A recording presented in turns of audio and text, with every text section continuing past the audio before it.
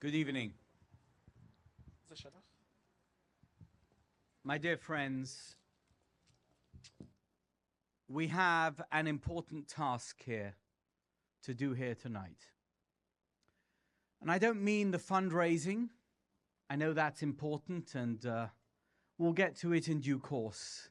But our task here tonight is to try and make sense of this moment in Jewish history, and to try and find a gleam of hope amidst such a very difficult moment. The past 5 weeks have been a hurricane, a tornado. We've barely had time to catch our breath. We are still reeling from the massacre on October 7th, the loss of so many lives, and the kidnapping of so many beautiful people. Our hearts are broken. Our spirit is crushed by the outpouring of hatred against Jews and against Israel. Which raises the question, is it really worth the effort to try and counter the overpowering forces that have been mounted against us? And we know the answer is yes, but why is the answer yes?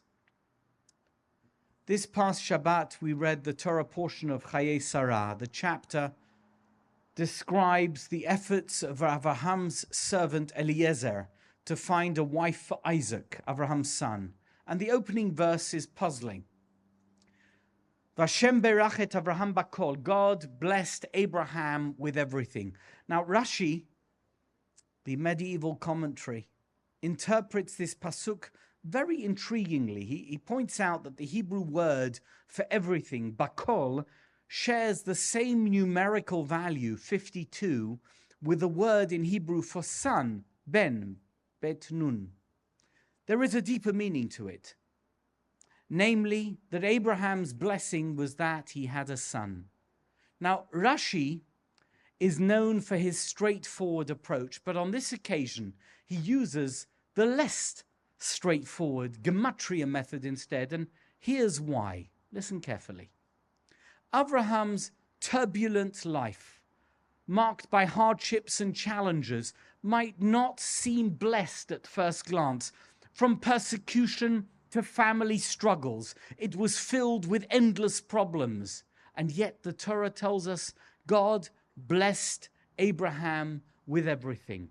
Rashi's struggle with the verse's literal meaning finds clarity when we realize that the blessing that Abraham had was having a son, a future, a reason to persevere. Life, like a glass, can be seen as half empty, without a future, or half full with the presence of a son or daughter, giving us a reason to live and to move forward. Really? Are you kidding? Is that everything? My friends, my wife and I, we have a son, Meir, who's on active duty in the IDF. Thank you.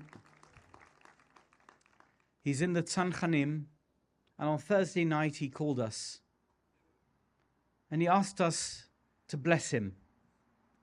He's going on a dangerous mission, he said, to an undisclosed location. Yevarechecha Adonai v'yishmerecha. That's what we said. Ya'er Adonai panav elecha v'chuneka. Yisa Adonai panav elecha v'yasem lecha shalom. And then there was silence. We didn't hear from him for a couple of hours until finally there was a text. Everything's okay. And the first thing that came to my mind was Vashem berach et Avraham bakol. We, the Jewish people, we possess an extraordinary blessing. We have a future. We have everything to fight for. Our hope overflows like a full glass, not like a half glass. Doubt should never linger. Vashem beirach et Avraham bakol.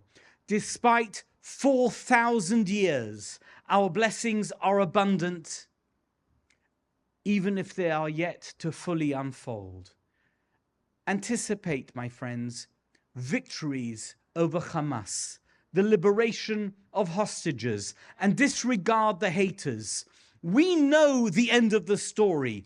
The end of the story is victory, not just success, but a resounding triumph. The journey may be tough, but we will prevail no matter what. My dear friends, Am Yisrael Chai, the Jewish people lives, and we will live forever. Amen va'amen. Thank you. Thank you.